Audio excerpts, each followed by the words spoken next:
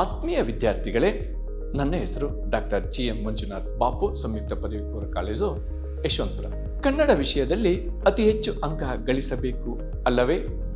ಹಾಗಾದರೆ ನಾನು ಹೇಳುವ ಮಾಹಿತಿಯನ್ನು ಸರಿಯಾಗಿ ಗಮನಿಸಿ.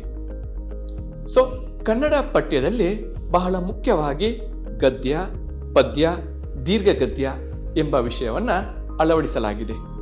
ಹಾಗಾಗಿ ಈ ಎಲ್ಲ ವಿಷಯದ ಜೊತೆಗೆ ಭಾಷಾಭ್ಯಾಸವನ್ನು ನಾವು ಗಮನಿಸಬೇಕು. ಇವೆಲ್ಲ ಓದಲು ನಿಮಗೆ ಕಷ್ಟವಾಗುತ್ತದೆ ಅಲ್ಲವೇ?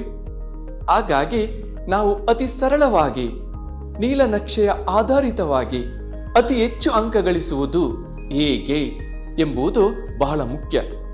ನಾವು ಬಹಳ ಮುಖ್ಯವಾಗಿ ಪದ್ಯದಲ್ಲಿ 12 ಪದ್ಯಗಳಿವೆ. ಅವೆಲ್ಲಕ್ಕೂ ಹೆಚ್ಚು ಒತ್ತು ಕೊಡುವುದಕ್ಕಿಂತ ಮೊದಲು ಬರುವ 4 ಪದ್ಯ, ಕದಡಿದ ಸಲಿಲಂ ತಿಳಿವಂದದೆ, ವಚನಗಳು, ಇನ್ನು ಹುಟ್ಟದ ಇರಳಿ ನಾರಿಯರೆನ್ನವೋಳ್ ಹಾಗೂ ಪಗೆಯಂ ಬಾಲಕರೆಂಬರೆ, ಜೊತೆಗೆ ಮುಂಬೈ ಜಾತಕ ಪದ್ಯಕ್ಕೆ ಅತಿ ಹೆಚ್ಚು ಒತ್ತನ್ನು ಕೊಡಿ. ಅಲ್ಲಿ ಹೆಚ್ಚು ಅಂಕವನ್ನ ನಿರೀಕ್ಷಿಸಲು ಸಾಧ್ಯ. ಜೊತೆಗೆ ಗದ್ಯದಲ್ಲಿ 8 ಗದ್ಯಗಳಿವೆ.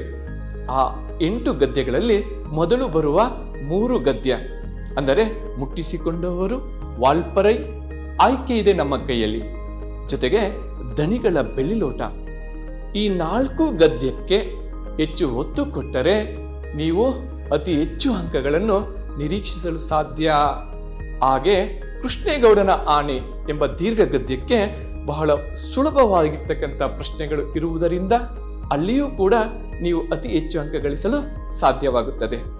ಈ ಎಲ್ಲ ಪಠ್ಯಗಳನ್ನ ನೀವು ಗಮನದಲ್ಲಿಟ್ಟುಕೊಂಡು ಜೊತೆಗೆ 1 ಅಂಕಗಳನ್ನು ಗಳಿಸಬಹುದಾಗಿರುವುದರಿಂದ ಎಲ್ಲ ಪಠ್ಯದಲ್ಲಿರುವ 1 ಅಂಕಕ್ಕೆ ಹೆಚ್ಚು ಒತ್ತು ಕೊಡಿ.